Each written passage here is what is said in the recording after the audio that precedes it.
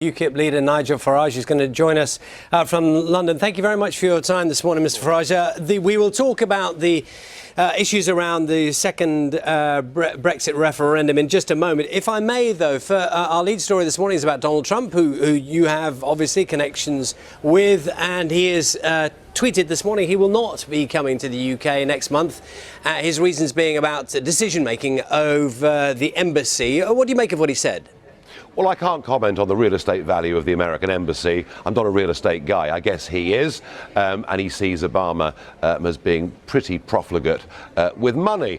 But, of course, there is another issue here. I mean, this guy, he's been all over the world. He's been to France, he's been to Italy, he's been to Belgium, he's been to Poland, he's been to China. He's been on these big visits all over the world.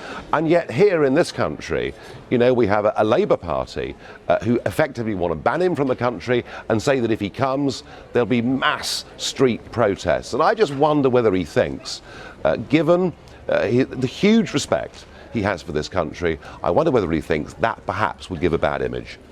Well, I mean, it's interesting you phrase it in that way, because a lot of people who know him well, possibly better than you do, say that that's the kind of thing that he would take no notice of. The notion that someone might, object him a little bit, he wouldn't. That wouldn't touch the sides with him. He'd come anyway. But you're suggesting that some of the noises made from here from certain parties actually might have had some impact. Well, do you know something? Even in France, with someone like President Macron, who's got completely different politics to Trump, but he was taken there on Bastille Day. He was treated with respect, as he has been all over the world, Saudi Arabia, China, and I just think the idea that the left in this country would stir up, 100,000 people on the streets of London. Maybe he's just thinking, hey, do you know what? We'll hang back a bit. And I'm sorry about it, because, come on, whether you like Trump or not, he's the most pro-British president we've had for a very long time. Do you think that means the state visits, which, as I understand it, although it's a little bit vague, that's still on, we understand, the full-on state visit for an undefined time in the future? You don't think that's affected? He will come at some point in time, but he's kind of pretty busy at the moment. They've also got, of course, big midterm elections coming up in November, and he's just decided for the moment this is not the right trip. He will come at some point in time, but as I say, I think given the trade relationship, the defence relationship we have with America, it's a very great shame he hasn't been already. Have you spoken to him lately?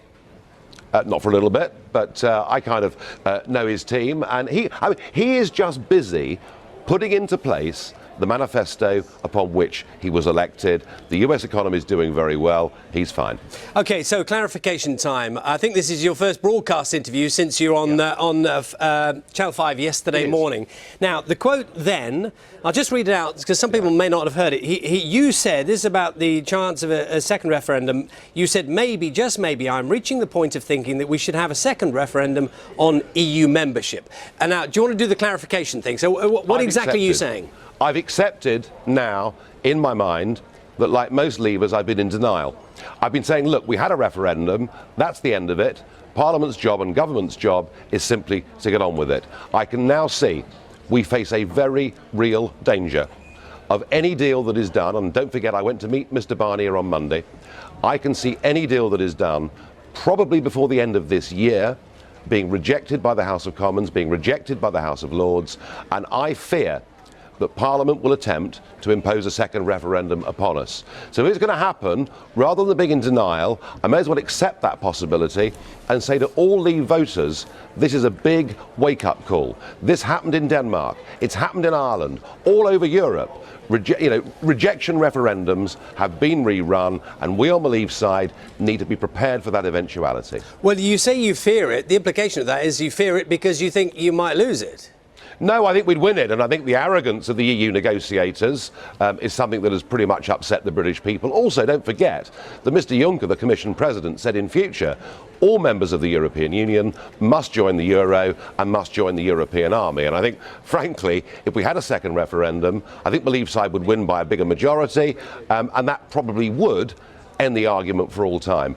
I would much rather we weren't even having this debate.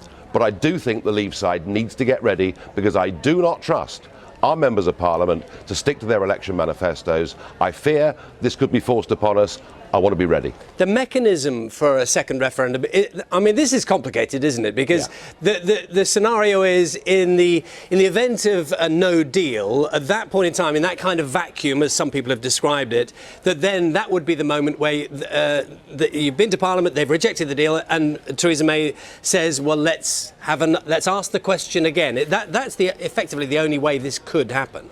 Yes, but I mean, equally, there could be a vote in the House of Commons post the rejection of a deal. And believe me, having met Mr Barnier on Monday, he is not going to offer us an attractive deal, which of course is what many of the Remainers in this country want. They want the deal to be as bad as possible because they want to force a second vote.